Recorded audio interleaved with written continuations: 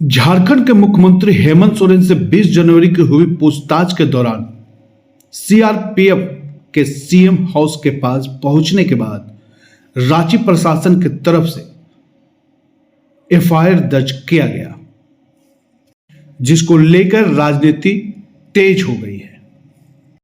भाजपा के प्रदेश अध्यक्ष बाबूलाल मरांडी ने सरकार और राज्य के अधिकारी और सूबे के मुख्यमंत्री पर भ्रष्टाचार के कई गंभीर आरोप लगाए।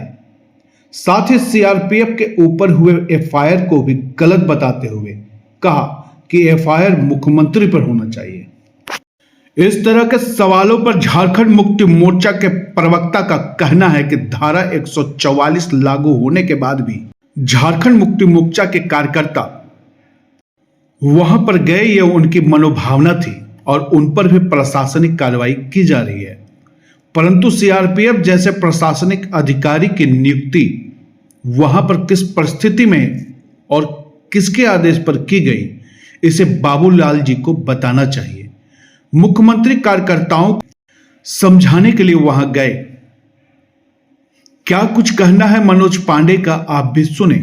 देखिए, वो तो परिसर ही आवास ही था माननीय मुख्यमंत्री का, और क्योंकि वहीं पूछताछ होनी थी और वहाँ पर लोगों का जमा होने से रोकने की एक प्रयास था प्रशासन का।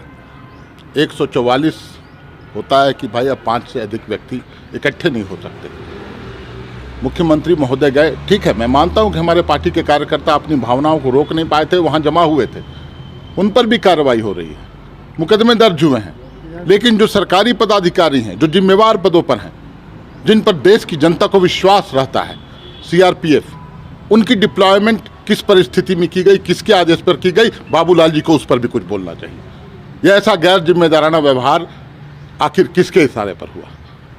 जहाँ तक मुख्यमंत्री की बात है, मुख्यमंत्री तो अपने गेट पर निकले, अकेले निकले, उन्होंने लोगों को समझाया।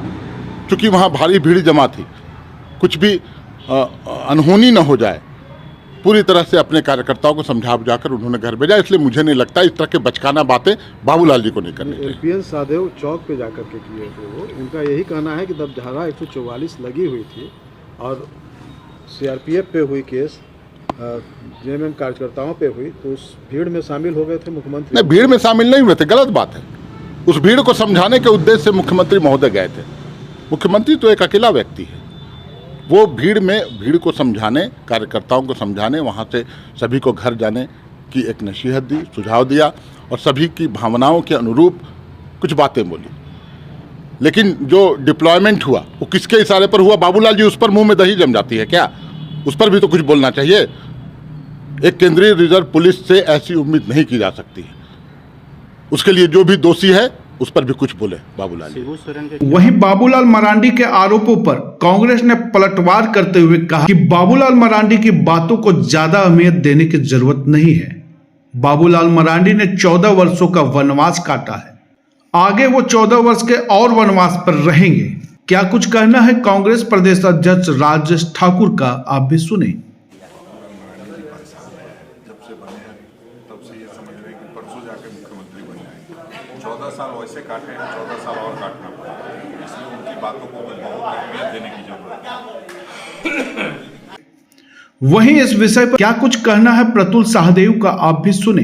देखिए, हमारा सबसे पहला प्रश्न है जिला प्रशासन से कि जस्टिस एलपीएन सादेव चौक, जो मुख्यमंत्री आवास से सिर्फ 50 मीटर की दूरी पर स्थित है, वहां मुख्यमंत्री जाते हैं, अपने हजारों कार्यकर्ताओं को संबोधन करते हैं और उस समय निषेधाज्ञा लगी होती है, लेकिन उन पर कोई मामला दर्ज नहीं होता।